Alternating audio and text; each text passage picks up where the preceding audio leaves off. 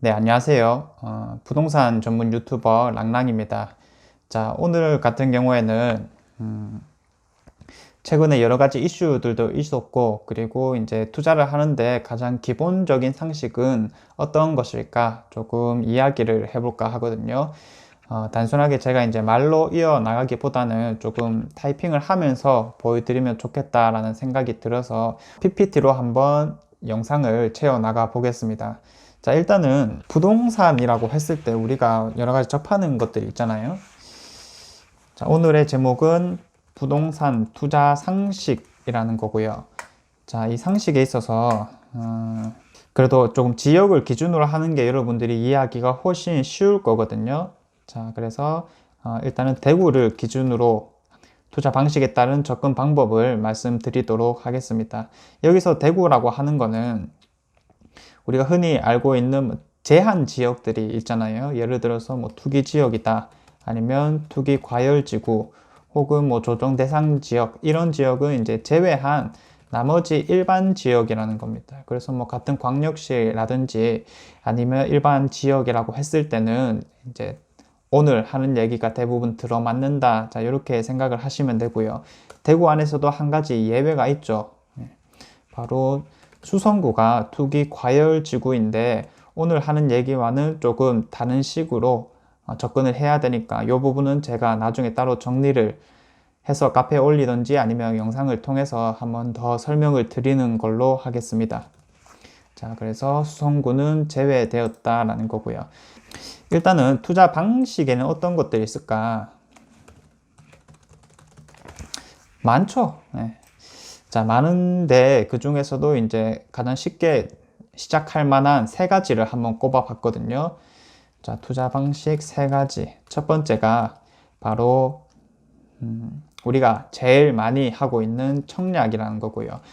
이 청약에는 민간주택에 분양하는 경우도 있고, 그리고 국민주택에 분양을 하는 경우도 있는데, 오늘은 민간주택을 기준으로 조금 말씀드려 보겠습니다. 그리고 두 번째는 이제 경매라고 하는 거고요. 마지막 세 번째는 이제 급매 물건, 싼 물건을 사서 하는 행위. 자, 이렇게 이제 세 가지를 한번 살펴보겠습니다. 급매 물건은 일단은 일반 매매라고도 볼 수가 있겠죠. 자, 하나하나씩 좀 설명을 드리자면, 먼저 청약, 민간주택 분양의 경우에는 자, 구태여 이게 무엇이다 라고 설명해 드릴 것도 없을 것 같아요. 무주택자들이 내 집을 갖기 위해서 이 청약이라는 것을 통해서 신축 아파트를 받는 것을 말하는 건데, 핵심이 있다라고 하면 1순위 자격을 취득하는 것이고요. 그리고 1순위 자격자들 내에서도 이제 또 한 번 경쟁이 이루어지다 보니까 청약 가점이 중요하게 됩니다. 자, 그러면 1순위 자격을 얻기 위해서는 우리가 어떻게 해야 되느냐? 한마디로 일단은 먼저 통장이 있어야 되거든요. 주택 청약 종합 저축이라는 통장이 하나 있습니다. 예전에는 뭐 청약, 청약 저축, 청약 예금, 청약 부금이라고 해서 각각 용도별로 통장들이 존재했었는데, 지금의 이런 것들이 모두 다 사라지고요. 이 주택 청약 종합 저축이라는 통장을 통해서 일괄적으로 진행을 하고 있습니다. 그래서 이제 청약을 하려면 이 통장 하나만 가지고 있으면 되고요. 지역별로 이 통장 가입 기간이 필요한데, 광역시의 경우에는 6개월 정도만 만들고 나서 6개월 정도만 경과하면 되기 때문에 크게 신경 써야 되는 부분은 아니다라고 보시면 되겠습니다. 그리고 한 가지 중요한 게 지역별 예치금이라는 게 있어요. 자, 이것도 역시나 지역별로 좀 나뉘게 되는데, 대구에서 85제곱 이하의 민간주택에 좀 분양을 하고 싶다라고 한다면 예치 금액은 250만 원 정도가 필요한 것입니다. 요거는 이제 면적별로 우리가 나중에 한번 확인을 해보면 되는 거고요. 이러한 것들이 이제 제 카페에도 한번 정리가 되어 있거든요. 그걸 같이 보면, 자, 지금 요게 지금 여기 보이는 그림들이 우리가 실제로 청약을 하게 되는 청약홈 사이트에 있는 그림들인 겁니다. 자, 먼저 통장부터 만들어야 되니까 이 주택 청약 종합 저축이라는 것을 만들면 되고요. 요즘 청년 같은 경우에는 청년 우대형 통장이 또 따로 있기 때문에 만 34세인가 그 아래로는 이제 다 그것을 활용하면 되겠습니다. 자, 그리고 이제 주택 종류에는 국민주택과 민연주택이 있는데 우리는 민연주택에 청약을 넣게 될 거고요. 1순위 자격을 얻기 위해서는 자, 여기 보시면 수도권 외 지역, 우리 광역시 같은 경우에는 가입한 지 6개월 정도가 경과된 통장이 있어야 된다. 요거는 뭐 누구나 쉽게 획득할 수가 있고요. 그리고 지역별 예치 금액이 있어야 되는데 자, 예치 금액의 경우에는 자, 우리는 지금 대구를 기준으로 봤을 때는 기타 광역시라고 해서 85제곱 이하에 들어가려면 250만 원 정도를 넣으면 된다. 자, 이렇게 알고 계시면 되고요. 자, 마저 이어서 나가보자고 하면 이 1순위 자격을 얻게 될 텐데 요즘에는 그냥 이제 이 분양에 들어오는 사람들은 다 1순위 자격이 있다라고 보시면 되거든요. 그럼 실질적으로 어디에서 당첨이 이제 좌지우지 되느냐? 바로 청약 가점이라는 게 있습니다. 만점 기준으로 84점이거든요. 자, 이 84점에는 이제 어떤 식으로 계산이 되느냐? 바로 세 가지 정도의 요건을 보는데 무주택 기간이 얼마가 되느냐? 그리고 통장 가입 기간, 마지막으로 너가 부양하고 있는 가족의 수가 몇 명이 되느냐, 이 각각의 점수들을 합산해서 총점 84점이 되면 이제 만점이 된다라고 보시면 되겠습니다. 자, 이 점수들 같은 경우에 또 제가 예전에 만들어 놓은 표가 하나 있거든요. 자, 그거 같이 보면서 말씀을 드려보도록 할게요. 자, 방금 말씀드렸던 항목 세 가지가 있거든요. 만점 기준으로 부양 가족 수는 35점이고요. 무주택 기간은 32점, 그리고 청약 통장 가입 기간은 17점인 거예요. 자, 항목에는 부양 가족 수라는 게 있고요. 잘 안 보이네. 자, 다시 할게요. 색깔이 자, 항목에는 부양가족 수라는 게 있고요. 그리고 무주택 기간, 청약 통장 가입 기간인데 이 각각의 조항들이 만점을 받으면 어떻게 되는가? 자, 부양가족 수 같은 경우에는 만점일 때 35점을 받을 수가 있습니다. 자, 7인 기준일 때 만점을 받는 거거든요. 나를 포함해서. 즉, 나를 제외하고는 이제 세대 안에 6명이 더 있어야 된다라는 거고요. 그리고 무주택 기간의 경우에는 만점의 경우 32점을 받을 수가 있는데 15년이 경과했을 때 만점을 받을 수가 있어요. 자, 그 말이 뭐냐면 너 이제 만 30세부터 이 무주택 기간을 계산해서 나갈 건데 그로부터 15년이 경과하면은 32점을 채울 수가 있다라는 거예요. 아니 근데 1년당 2점씩 추가하면 30점이 만점 아닌가?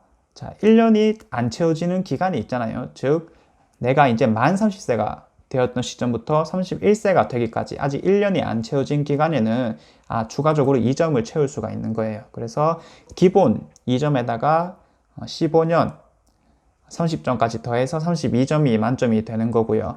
총약통장 가입 기간의 경우에는 역시나 15년이 경과했을 때 만점을 받을 수가 있어요. 자, 이것도 아까와 비슷한 맥락이거든요. 자, 1년 단위로 1점이 추가가 되는데 아직 1년이 경과되지 않은 시점에서는 총 2점을 더 추가해 줄 수가 있어서 만점이 17점이다. 자, 이렇게 35점, 32점, 17점을 더했을 때 총 만점 84점까지 받을 수가 있는 거고요. 자, 다시 돌아와서 우리가 그러면 준비가 되었는데 어디서 청약을 하느냐? 청약은 청약홈이라는 사이트에서 우리가 하게 될 거예요. 자, 그리고 나서 이제 여러 가지 고려 사항들이 생기거든요. 어떠한 것들이 생기냐면 실제로 내가 청약을 넣을까? 이러한 고민들도 많이 하게 되는 거고요. 왜냐하면 큰 돈이 들어가는 작업이다 보니까. 그리고 이제 또 하나가 당첨되고 나서 계약을 해야 될까? 이러한 고민들이 생길 수가 있어요. 자, 뭐 물론 입지가 괜찮다든지 주변 인프라가 괜찮다든지 이러한 것들이 있으면 우리가 바로바로 하면 되는데 조금 애매한 것들은 하는 게 좋을지 안 하는 게 좋을지 또는 지금 경제 상황이 안 좋다라고 하고 부동산이 많이 폭락할 것이다 라고 하는데 그런 상황에서는 역시나 좀 고민이 될 거예요. 자, 이때 가장 중요한 것은 결국 뭐냐면 돈 계산이거든요. 우리가 돈 계산을 한번 해봐야 돼요. 가장 직접적으로 할 수 있는 돈 계산이 어떤 거냐면, 자, 예를 들어서 주변 단지들의 시세를 파악할 줄 알아야 된다. 자, 주변 단지들을 비교해보고 지금 신축으로 들어가는 아파트는 아무래도 예전에 지어진 것보다는 가격이 더 받아야 되는 거잖아요, 가격을. 그래서 주변 단지보다 만약에 조금 저평가가 되어 있으면 당연히 이제 청약을 넣는다든지 아니면 계약을 하셔야 되는 부분이고요. 그 밖에도 현재 흐름은 어떻게 진행되고 있을까? 자, 현재 흐름을 한번 살펴보도록 하겠습니다. 분양에 있어서 최근 엄청난 것이 하나 터졌죠. 바로 5월 11일 부동산 대책인데, 그때 이제 수도권이라든지 아니면 광역시들의 분양권을 전매 제한하겠다라고 했었어요. 이렇게 나오게 된 배경을 한번 살펴보니까, 원래는 전매 제한이라는 게 서울 지역 혹은 뭐 여러 가지 제한 지역들에만 존재했었는데, 그러면 새로운 곳으로 눈길을 돌리기 시작하는 거예요. 그 눈길을 돌린 게 바로 수도권과 광역시 지역이라고 볼 수가 있거든요. 자, 그래서 이런 기사들도 실제로 많이 접했을 건데, 경제 악화에도 불구하고 혹은 코로나에도 불구하고 청약은 인기가 넘친다. 실제로 대구 같은 경우에는 경쟁률이 100대 1이 넘는 곳이 수두룩했었습니다. 자, 이렇게 또 투자자들이 옮겨가고 이런 식으로 해서 부동산 열기가, 부동산 과열이 식을 줄 모른다라는 거예요. 그럼 결국 제일 피해를 보는 사람이 누구예요? 실수요자들이 실제로 실거주를 위한 이 분양을 받기가 힘들어진다라는 점이 있었거든요.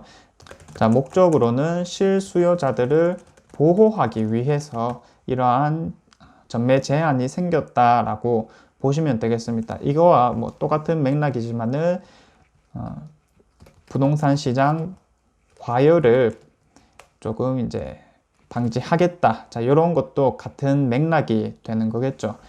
자, 그래서 이제 이런 것들을 앞으로는 어떻게 될 것인가 한번 살펴볼 필요도 있는데, 지금은 흐름 1이라고 하면, 자, 흐름 2로 한번 가보겠습니다.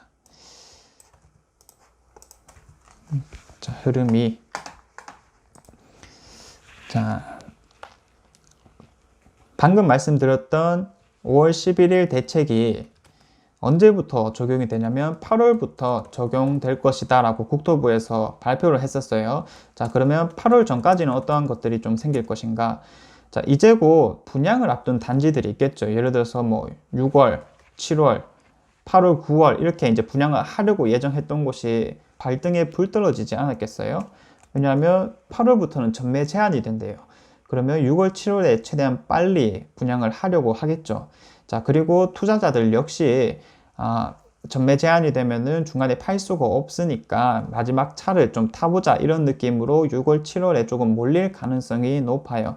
그래서 6, 7월에 분양 단지들은 엄청 핫해질 것이다. 뜨거워질 것이다. 자, 그 말은 이제 청약 가점이 높아진다거나 경쟁률이 올라간다. 자, 이렇게 보시면 될 것 같고요. 자, 그리고 8월 이후 대책이 적용되고 나서부터, 전매 제한이 걸리고 나서부터는 일단은 조금은 지켜봐야 될 것 같아요. 물론 뭐 가점이 어느 정도 일정 부분 떨어지고 하락하고 경쟁률도 하락하겠지만은 뭐 모든 단지가 그렇다라고 볼 수는 없거든요. 왜냐하면 인기 있는 단지는 어떤 상황 속에서도 인기가 있을 수밖에 없다. 그리고 이제 청약 가점도 높을 수밖에 없다. 자, 이렇게 보실 수가 있겠고요. 한 가지 확실하게 말씀드릴 수 있는 부분은, 만약에 조금 애매한 단지들 있잖아요. 예를 들어서 뭐 학군이 조금 애매하다든지 아니면 교통이 좀 불편하다든지 인프라가 조금 부족하다든지 이런 지역들은 청약 가점이라든지 경쟁률이 많이 하락할 수밖에 없어요. 자, 미분양이 많이 뜰 수가 있거든요. 이 많이 발생할 수 있다. 8월 이후부터는 이 분양에 있어서도 우리가 좀 신중할 필요가 있다라고 말씀을 드릴게요. 자, 청약 가점 부분에서 그럼 누가 조금 효과를 볼 수 있을 것 같냐면, 2019년 대구 분양을 한번 살펴봤을 때 좀 인기가 있는 곳, 예를 들어서 좀 핫했던 곳이 있죠. 핫한 단지들은 평균 당첨 가점이 60점대 초중반 점대 초중반은 되어야지 형성이 되었었어요. 자, 제가 실제로 이제 조사해 놓은 자료를 한번 살펴보면 대봉도 샵 센트럴파크의 경우에는 64점 정도는 되어야지 이제 당첨이 되었었고요. 그 밖에 청라 언덕역 서안 포레스트도 62점. 그리고 이제 제일 높았던 게 빌리브 스카이 같은 경우에도 이제 65점은 평균적으로 되었다. 자, 남산자이 하늘채도 63점 정도는 되었고요. 이렇게 60점대 초중반은 되어야지 이제 당첨될 확률이 높았었는데요. 이러한 것들이 조금 하락해서 50점대인 사람들도 가능성이 많이 생겼다. 자, 이렇게 이제 보시면 되겠습니다. 그래도 이제 이 점수가 조금 모호하신 분들이 조금 있잖아요. 그래서 이제 여기에 대해서 기준을 좀 말씀드리면, 50대 부부가 자녀 2명이 있을 경우 받을 수 있는 최대 가점이 69점 이거든요.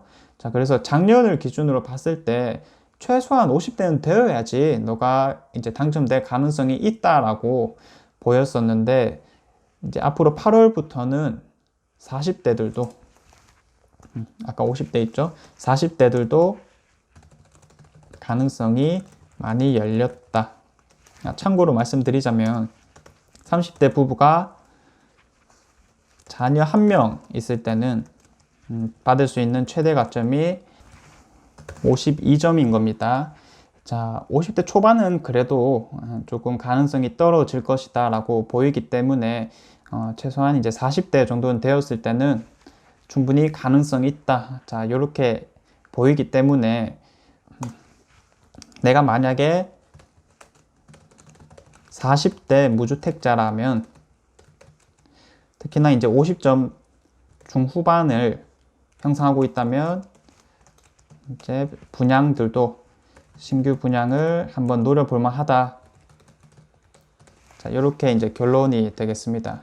앞서 이제 청약의 핵심 부분이랑 기본적인 설명이랑 흐름들을 한번 잡아봤는데 이 비용들은 어떻게 나올까? 청약, 민간 분양. 자, 우리가 실제로 돈 계산 같은 것들을 잘 해봐야 되겠죠. 자, 일단은 대출이 가장 중요할 텐데 대출 같은 경우에는 보통 일반적인 경우라면 계약금 10% 정도를 넣게 되고요. 그리고 중도금 한 60% 정도가 될 거예요. 자, 집단 대출이라는 것을 받게 될 거고요. 마지막으로 나머지 30%는 잔금으로 치르게 될 건데, 자, 보통의 경우는 이제 집단 대출을 담당하는 은행권이 있고 10%씩 6번에 걸쳐서 대출을 받게 되면 마지막에 소유권, 잔금을 치르면 소유권 이전을 하게 될 거거든요. 소유권 이전할 때 이제 대환 대출이라고 해서 대출을 한번 갈아타게 될 겁니다. 자, 이렇게 해서 이제 청약 부분에 대해서는 아주 간단하게 한번 알아봤었고요. 자, 그 다음에 우리가 또 할 수 있는 투자 방식에는 경매라는 것이 있습니다. 자, 경매라는 게 어떤 거냐면 이제 잘 모르는 사람들은 뭐 미술품 경매 이런 것을 생각할 수가 있겠지만 지금 말하는 것은 법원에서 진행되는 경매로서 보통 부동산을 취득하는 행위를 말하는 거거든요. 자, 그러한 물건들이 왜 경매에 나오냐면 경매 안에서도 여러 가지 물건들이 존재하지만 자, 보통 집을 살 때는 대출을 받잖아요. 이 대출의 원리금, 원금이라든지 이자를 못 갚게 되면은 대출 받았을 당시에 담보 물건 있죠. 자, 이게 경매 절차에 나오게 되는 겁니다. 자, 그래서 이제 돈을 버는 사람들은 투자자라고 하는 사람들은 이 경매 절차를 통해서 해당 물건을 싸게 낙찰받는 것을 보고 이제 경매 투자 방식이라고 하는 거거든요. 자, 핵심이 있다라고 하면 두 가지 정도로 역시나 꼽을 수가 있는데 싸게 받는 것이 핵심이고요. 또 한 가지는 권리 분석이라는 겁니다. 자, 내가 제값 다 주고 사면 경매로 받을 이유가 없거든요. 왜냐하면 이제 권리적 하자들도 인수할 수 있고 명도의 책임이 낙찰자에게 있어요. 자, 흔히 말해가지고 안에 살고 있는 사람을 이제 내보내야 되는 과정들을 내가 직접 다 해야 되기 때문에 굳이 제값 주고 다 할 거면 일반 물건 사지 왜 이렇게 어려운 과정을 거치겠어요. 자, 그래서 싸게 받는 게 핵심이라는 거고요. 자, 두 번째 핵심, 권리 분석이라고 하는 게 있는데, 자, 권리 분석 같은 경우에는 먼저 이제 결과론적으로 말씀드리면 크게 어려울 게 없어요. 왜 어려울 게 없냐면 실제 경매 물건들 같은 경우에는 대부분 하자가 없다. 권리적으로 문제되는 경우가 거의 없거든요. 그래서 그냥 가격만 보고 우리가 싸게 받으면 된다라는 점이 있고요. 혹은 하자가 있다 하더라도 한 70%에서 80% 정도는 이 대항력이라고 하는 부분에서 하자가 있어요. 그러면 우리는 이 대항력 하나만 제대로 분석할 줄 알아도 경매 물건들은 이제 손쉽게 입찰 가능하거든요. 자, 그러면 대항력이란 것은 무엇이냐?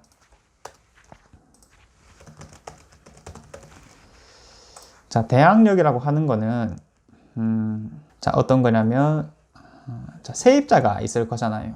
이 세입자가 맨 처음에 들어올 때 누구랑 계약을 맺냐면 당연히 집주인과 계약을 맺겠죠. 이 사람은 이제 임대인이라고 하는 부분인데 이 두 사람은 계약 당사자이기 때문에 자, 여기 쓸게요. 계약 당사자이기 때문에 서로 간에 대해서 효력을 가지는 거예요. 계약서 쓰고 돈 오고 갔으니까 거기에 대해서 이제 책임을 져야 되는 부분인데, 자, 만약에 이 집주인이 바뀐다면, 제3자, 새로운 주인이 나타난다면 그 사람에 대해서도 이제 세입자는 자기 보증금을 주장할 수가 있을까?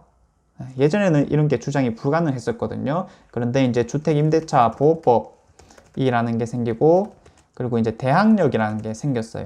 그래서 세입자가 대항력만 갖추게 되면 이제 제3자가 나타난다 하더라도 자기 보증금에 대해서, 자기 계약 내용에 대해서 주장할 수 있는 힘을 부여받는 거예요. 자, 이 대항력을 얻기 위해서는 우리가 전입이라고 하는 주민등록을 하면 되고요. 동사무소 가서 전입한다라고 하잖아요. 그거 보고 이제 주민등록이라고 하는 거예요. 자, 주민등록을 하고 그리고 실제로 살고 있어야 돼요. 자, 그리고 뭐 계약 맺은 것은 뭐 당연한 거고요. 자, 그렇게 해서 이제 이러한 조건들이 이제 갖춰져야지 대항력이라는 게 주어지고 새로운 주인이 나타난다 하더라도 세입자의 권리가 보호가 되는 건데, 그럼 경매에 있어서 이러한 것들이 다 문제가 되느냐? 그런 것은 아니고요. 경매에서는 선순위 대항력이라는 게 문제가 돼요. 자, 이 선순위 대항력이라는 게 어떤 말이냐면, 대항력은 방금 우리가 배워서 알 수가 있잖아요. 그런데 선순위는 어떨 때 붙는 걸까? 자, 경매에는 소멸주의라는 게 있습니다. 누군가가 낙찰받으면 그 담보 물건에 걸린 권리들이 모두 소멸된다. 자, 이러한 내용이거든요. 모두 소멸된다는 게 어떤 내용이겠어요? 그러면 등기의 모든 권리들이 없어져야 된다라는 건데, 이제 여기서 한 가지 나오는 용어가 소멸 기준이라는 겁니다. 다른 말로 말소 기준이라고 하기도 하거든요. 이 소멸 기준은 이것부터 없어진다는 거예요. 일단은 쉽게 이해를 했을 때 등기상 날짜가 가장 빠른 것, 보통이라는 말을 붙일게요. 모두 다 그런 건 아닙니다. 자, 보통은 등기상 날짜가 가장 빠른 것이 소멸 기준이 되게 되고, 이 소멸 기준부터 다 없어진다는 거예요. 자, 그런데 가끔씩 이 소멸 기준보다 앞선 권리가 있다. 자, 이렇게 되었을 때 이것들이 이제 선순위라는 말이 붙게 되거든요. 자, 그래서 대항력이 만약에 소멸 기준보다 앞서 있으면 그거는 이제 선순위라는 말이 붙게 되고, 선순위 대항력이 있는 거예요. 자, 이거 그림판으로 조금 예시를 들어볼게요. 자, 예를 들어서 등기가 있고, 등기에도 뭐 순위 번호라는 게 있지 않습니까? 먼저 걸린 게 1번이 걸리게 되고, 이제 대체로 경매 나오는 물건들은 자, 근저당이 걸려 있을 거예요. 자, 이게 예를 들어서 2020년 오늘이 5월 20일. 자, 이렇게 걸려 있고, 자, 2번은 날짜가 더 느린 게 오겠죠. 예를 들어서 뭐 세금을 안 내서 압류가 걸렸다. 압류가 걸렸다. 자, 그러면 이거는 2020년 5월 30일. 자, 그리고 이제 예를 들어서 뭐 또 가압류가 하나 걸렸다.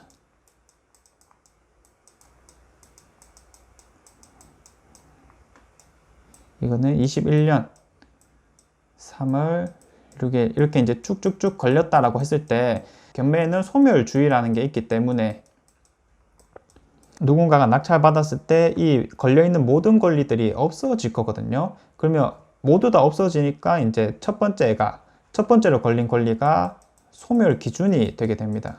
이 기준부터 그냥 다 없어진다라는 거예요. 자, 기준부터 다 없어진다.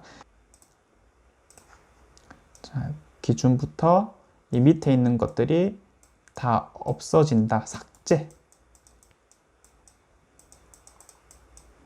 자, 그런데 한 번씩 이 소멸 기준보다 앞서 있는 권리가 있을 때가 있어요. 예를 들어서 등기에는 이렇게 근저당이 먼저 걸려 있는데 대항력 취득 시점.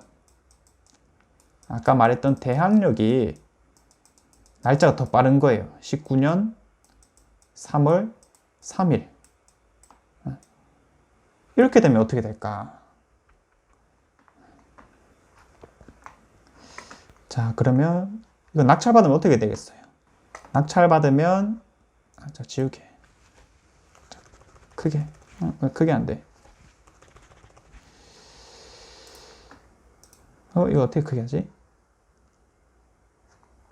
자, 낙찰받으면 소멸 기준부터 없어진다라고 했죠. 그러면 소멸 기준부터 없어 볼게요. 낙찰됐어요. 자, 낙찰돼서 소멸 기준부터 다 없어지는 거예요. 그 밑에 있는 권리들이. 지우개 왜 이렇게 작지?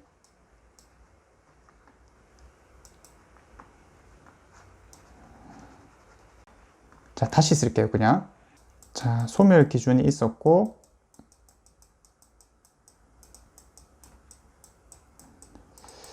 밑에 무수히 많은 권리들이 이제 쭉쭉쭉 걸려 있다라고 했을 때, 이건 낙찰받으면 다 없어진다라고 했잖아요. 근데 이 소멸 기준보다 만약 앞서 있는 어떠한 권리가 있다라고 하면, 자, 예를 들어서 대항력이 이 소멸 기준보다 날짜가 더 빠른 거예요.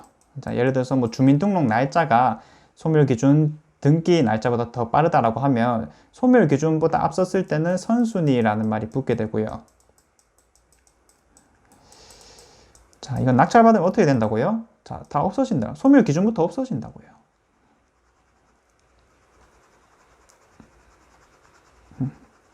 자, 이렇게 다 없었어요. 그럼 뭐가 남았어요? 이 선순위 대항력이 남았다는 거예요. 자, 그래서 이걸 보고 낙찰자 인수사항이다. 이 사람들이 뭐 계약 기간이라든지 보증금, 즉 계약 내용에 대한 부분은 낙찰자가 인수하는 것이다 보니까 이런 선순위라는 말이 붙었을 때는 좀 조심을 해야 된다는 거예요. 즉 대항력도 그냥 대항력을 조심하는 게 아니라 이 날짜가 빠른 선순위 대항력을 조심해야 된다라는 측면이 있는 건데, 아까 제가 뭐라고 했어요? 실제 경매 물건들은 대부분 하자가 없다라고 했잖아요. 그럼 이렇게 선순위 권리들이 많이 없어요. 대항력이 있다 하더라도 소멸 기준보다 느린 대항력이 대부분이기 때문에 실제로는 크게 걱정 안 해도 된다라는 측면이 있고요. 혹은 하자가 있다 하더라도 70%에서 80%는 이 선순위 대항력과 관련이 되어 있기 때문에 방금 말씀드린 부분만 확실히 이해하시더라도 여러분들께서 뭐 혼자 하는 데는 큰 문제가 없다라는 거예요. 자, 이렇게 해서 이제 대항력이라고 하는 것들을 한번 봤고요. 우리가 자, 흐름도 한번 살펴봐야죠. 자, 흐름은 현재 어떻게 진행이 되고 있느냐. 지금 현재 전국에서 진행되고 있는 물건이 몇 개 정도인지 한번 살펴보면, 자, 지금 한 15,000개 정도가 진행되고 있거든요. 자, 15,000여 개. 뭐 이게 전부 다 아파트는 아니고 뭐 모든 부동산을 통틀어서 15,000개가 진행이 되고 있는 건데, 이게 엄청나게 많이 늘어나고 있거든요. 올해 초만 하더라도 한 12,000개 정도였는데 이렇게 3,000개가 부쩍 늘었어요. 이런 흐름은 사실상 거의 없는데 이제 좀 많이 늘어났다라는 것을 확인할 수가 있고요. 여기서 한 가지 간과해서는 안 되는 게, 자, 지금 한참 문제가 되는 게 뭐예요? 코로나죠. 자, 코로나19로 인해서 실물 경제가 많이 악화되고 있어요. 자, 그런데 경매 나오는 물건들이 처음에 접수되고 우리가 입찰하기까지 보통 6개월에서 1년 정도의 시간이 걸려요. 자, 그러면 코로나 자체가 시작된 게 2월 말쯤이었는데 그때부터 경제가 안 좋아지기 시작했다라면 2월부터 지금 얼마 된 거예요? 3월, 4월, 5월 이제 3개월째 접어든 거거든요. 이러한 경제 악화가 경매 시장에 아직 반영도 안 된 상태예요. 경매 시장에 반영 안 되어. 자, 그러면 실제로 한 3개월 정도가 더 지난 후 혹은 6개월 정도가 더 지난 후에는 물건이 더욱 많아질 것이다 라는 점이 있었고요. 그래도 조금 피해야 되는 곳들이 있거든요. 자, 피해야 되는 곳이 어떤 곳이냐면 우리가 싸게 낙찰받을 수가 없는 곳. 자, 대표적으로 뭐 서울 수도권 그리고 광역시 이런 지역들의 아파트들은 우리가 싸게 낙찰받기가 힘들어요. 이미 너무 포화시장이다 라는 것이기 때문에, 자, 일단은 조금 사람들이 몰리지 않는 지역으로 눈을 돌릴 필요도 있다. 자, 이런 전략적인 접근도 이제 충분히 이제 한번 생각을 하셔야 되고요.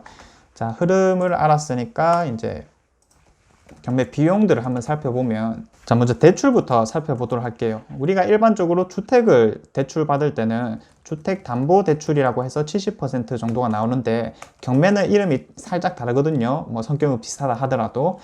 자, 그걸 보고 경락잔금대출이라고 해요. 이게 이제 낙찰가의 80% 그리고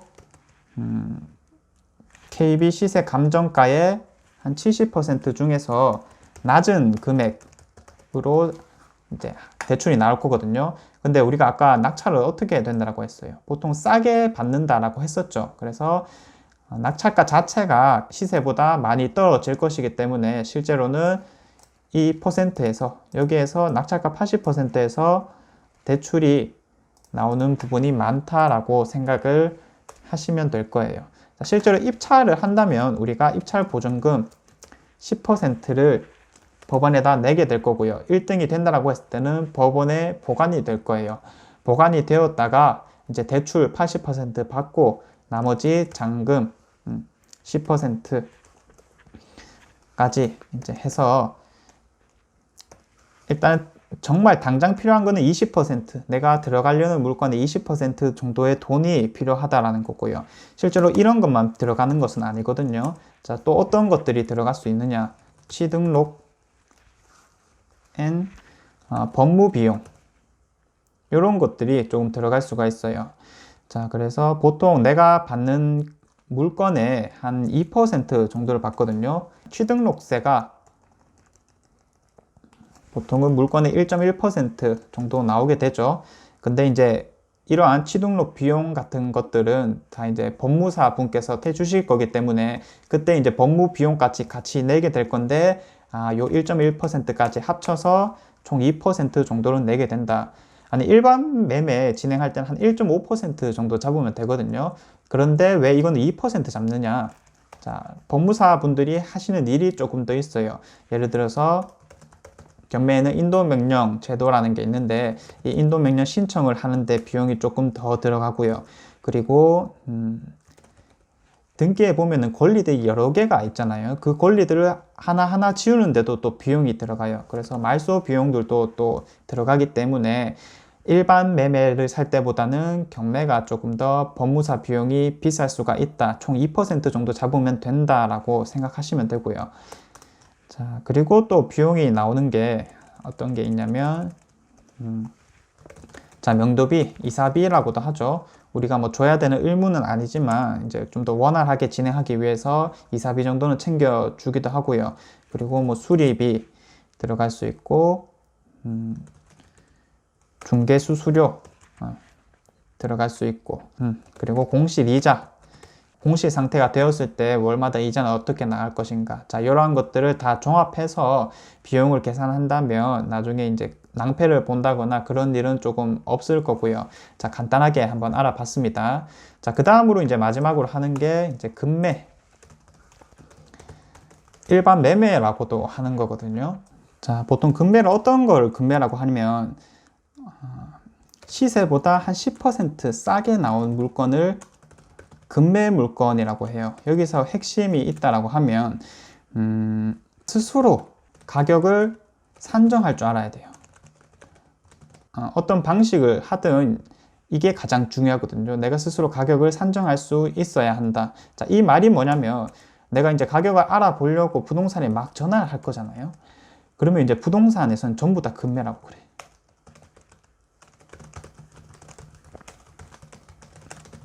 그렇겠죠. 일단은 뭐 물건을 내놓는 사람 입장에서나 아니면 물건을 받는 입장에서나 그 지역 안에서 부동산의 흐름을 잘 알고 있을 건데 지금 당장은 경제가 좀 안 좋기 때문에 싸게 내놓은 물건들이 있다. 자, 그런데 싸게 내놓은 물건들이 5개에서 10개. 그리고 싸게 내놓지 않은 물건들은 아예 팔리지도 않아요. 그러면 금매 물건이 진정한 금매 물건이라고 할 수 있을까? 그렇게는 이제 좀 판단하기가 힘들다라는 거거든요. 그리고 이제 같은 지역의 부동산이라고 할지라도 하는 말이 다 달라요. 자, 결국은 이제 그분들도 다 주관적이라는 거고, 가격 같은 경우에는 부동산에서 만드는 것이 아니라 집주인이 가격을 만드는 것이다. 자, 이렇게 생각을 하면 되거든요. 자, 그래서 이러한 가격을 제대로 산정할 줄 알아야 되는데 대표적으로 참고하는 사이트들이 있죠. 국토부 실거래가 사이트도 있고요. 그리고 이제 또 대표적으로 하는 곳이 네이버 부동산 매물을 활용해서 우리가 가격을 산정하기도 하는데 조금 쉽게 접근을 하자고 하면 평균적으로 이제 가격을 내주는 곳들도 있어요. 부동산 지인이라든지 아니면 호갱노노 이러한 사이트들을 활용해서 우리가 가격들을 정하게 될 겁니다. 자, 그러면 이제 이러한 일반 매매에서 현재 흐름은 어떤가? 역시나 이제 코로나 상황을 안 말할 수가 없는데 이렇게 이제 조금 하락이 경제가 악화되고 하락이 되고 있는 상황에서는 금매 물건이 많아질 수밖에 없다. 자, 그러면 아까도 말씀드렸다시피 금매 물건이 많으면 금매 물건이 아니에요. 네, 그러면 이제 지금 당장에 있어서는 그게 현 시세라고 볼 수가 있는 건데 같은 가격의 물건도 그 물건이 어떤 거냐에 따라서 싸게 나온 걸 수도 있고 아니면 비싸게 나온 것일 수 있다. 자, 이 말이 뭐냐면 예를 들어서 선호하는 동, 층, 향. 자, 누가 봐도 이건 선호하는 동이고 로얄층이고 그리고 남향에 해가 잘 들어오는 곳이라고 한다면 자, 그게 조금 덜 선호하는 곳이랑 같은 가격에 나왔을 때는 이게 훨씬 더 싸게 나온 거잖아요. 그래서 이러한 정보들을 최대한 많이 알아보는 게 중요하다라는 거고요. 그리고 금매 물건이 많아진다라는 뜻이 매매가 잘 되지 않는다. 자, 그리고 이제 뉴스에서도 이제 이러한 부동산 하락에 대해서 계속해서 말이 나오게 되면 겁을 먹을 수밖에 없겠죠. 자, 겁을 먹으면 실제로 실수요자들은 어떻게 하겠어요? 전세 들어가는 거예요. 전세 들어가게 될 거고, 그러면 이제 전세가 귀해진다. 전세가 귀해졌을 때는 전세 가격이 올라가게 되고, 그럼에도 불구하고 매매가 잘 안 되면 역시나 이 갭이 줄어드는 거예요. 매매 가격과 전세 가격의 차이가 줄어든다. 자, 이렇게 되었을 때는 또 뭐가 유행할 수가 있죠? 자, 그래서 갭 투자가 성행할 수 있다. 지역적인 부분에 있어서 몇몇 지역에서는 갭 투자가 조금 성행할 수도 있다. 그러면 이런 식으로 이제 투자 방향을 잡아봐도 괜찮을 수가 있다. 자, 이렇게 보는 거예요. 왜냐하면 전세 끼고 매매의 경우에는 보통은 가격이 조금 싼 경향이 있기 때문에 자, 이렇게 이제 한번 살펴볼 수가 있다라는 거고요. 비용 같은 경우에는 아까는 뭐 크게 달라지진 않겠죠. 자, 예를 들어서 대출을 받는다라고 하면 주택담보대출이라는 걸 받을 거예요. 그러면 KB 시세에 보통 한 70% 선에서 다 나오게 될 거고요. 우리는 이제 한 30% 되는 돈을 준비해 놓으면 된다라는 점이 있습니다. 자, 그리고 이제 또 여러 가지 비용들이 들어갈 수가 있는데, 아까 뭐 취등록세나 법무사 비용. 자, 이거는 경매의 경우는 2% 정도 잡았지만, 실제 일반 매매 같은 경우에는 1.5% 정도로 잡으시면 될 거고요. 그리고 뭐 내가 추가적인 수리가 필요하다라고 하면 수리비 정도는 더 넣어서 보시면 되겠습니다. 그리고 이제 뭐 일단 부동산을 끼고 우리가 거래를 하게 되겠죠. 중개수수료까지 이 정도만 일단 계산해서 들어가면 큰 문제는 없을 것이다. 자, 이렇게 예상이 되는 부분이네요.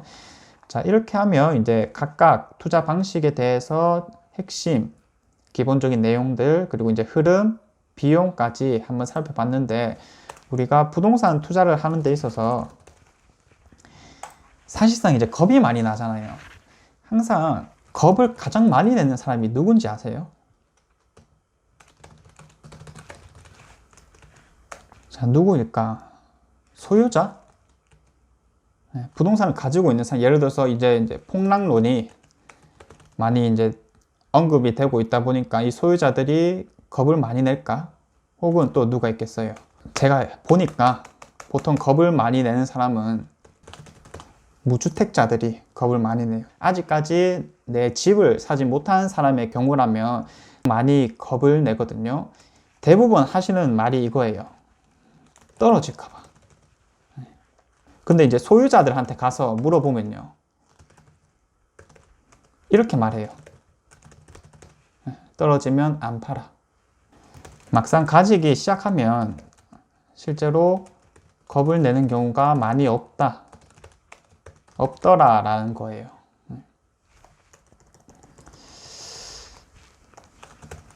그러니까 떨어지면 그냥 보유하고 있으면 되고, 오르면 팔면 된다. 그때 팔면 된다. 다들 이러한 마인드를 가지고 있는 거거든요. 왜 그러냐면 우리가 경험적으로 알 수가 있는 거예요. 자, 어떤 부분에서냐면 항상 이 부동산 가격은 우상향 곡선을 그려왔다. 분명 그 안에서도 살짝 떨어질 때도 있고 또 오를 때도 있고 떨어지기도 하고 오를 때도 있지만 항상 이제 조금씩은 전체적으로 올라왔다라는 거예요.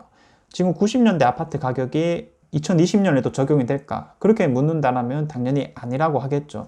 그럼 결국 하락이라는 것은 부동산에 있어서는 단기적 시각일 수밖에 없다. 예를 들어서 뭐 한 2, 3년 정도 내의 시각이다 보니까 여기에서 이제 너무 휘둘릴 필요는 없을 것 같고요. 우리가 결국은 부동산을 구한다라고 하는 게 뭐 내가 한 채가 있는 경우라면 또 다른 얘기지만 아직까지 한 채가 없다라고 하면 너무 겁먹지 마시고 싸게 살 수 있을 때 사놓는 게 좋다. 자, 이렇게 말씀을 드릴게요. 왜냐하면 내가 실거주 목적의 부동산, 아파트라고 한다면 이러한 것들은 최소 10년 혹은 뭐 20년 이렇게는 들고 있을 거기 때문에 너무 걱정하지 마셔라. 자, 이렇게 말씀을 드리는 부분입니다.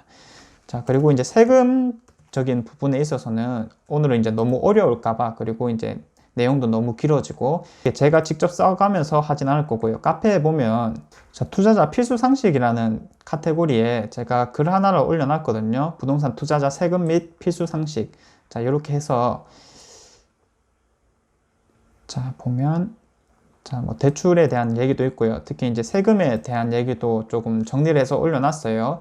세금 같은 경우에는 정말로 헷갈리는 부분이다 보니까 공부가 지속적으로 이제 수행이 되어야 되거든요. 그렇지만 뭐 아직까지 내가 불인이의 입장에서 이런 것들을 다 알고 시작해야 된다 이렇게 말씀드리는 취지는 아니고요.